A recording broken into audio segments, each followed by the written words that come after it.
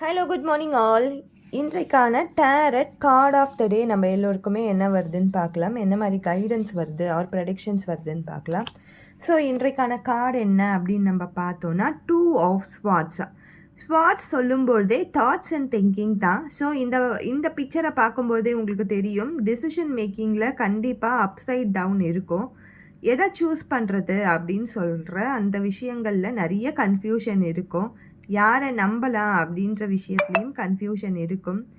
So நீங்கள் இன்னைக்கு எந்த டிசிஷன் எடுத்தாலும் கொஞ்சம் இமோஷன்ஸை கண்ட்ரோல் பண்ணிவிட்டு காம் பண்ணிவிட்டு மைண்டை பீஸ்ஃபுல்லாக சட்டிலாக எடுங்க.